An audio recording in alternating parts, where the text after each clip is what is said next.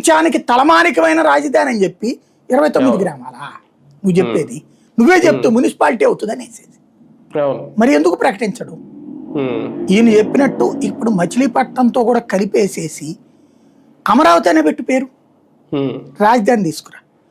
రాజధాని అనేది స్పష్టత లేకపోతే రేపొద్దున ప్రభుత్వం మారిందా మళ్ళీ సర్వనాశనం.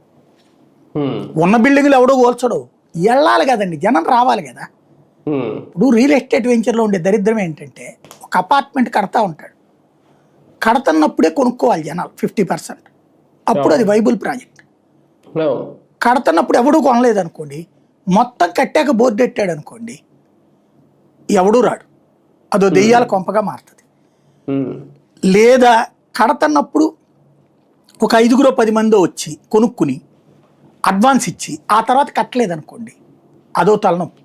లేదా కన్స్ట్రక్షన్ బిగిన్ చేసి ఒక 5 ఏళ్ళు 6 ఏళ్ళు అంటే ఎవరు కొనగ వాళ్ళు రాక గ్యాప్ ఇచ్చి ఆ తర్వాత చివరిలో పూర్తి చేశారనుకోండి, ఎవరు రారు.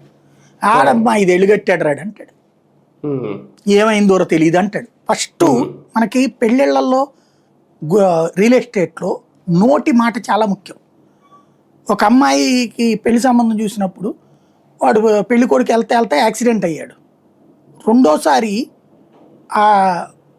ఇంకొకళ్ళు వచ్చారు పెళ్లి చూపులు చూడడానికి. ఫస్ట్ వీడికి భయం సృష్టిస్తాడు అవతలోడు, పక్కనోడు.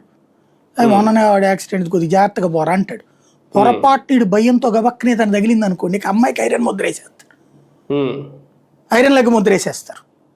ఇక వీళ్ళు ఇదివరకు రోజాకి అట్లాగే ముద్ర వేశారు కదా, రోజా మళ్ళీ తట్టుకుని నిలబడి 2 సార్లు గెలిచింది కాబట్టి సరిపోయింది.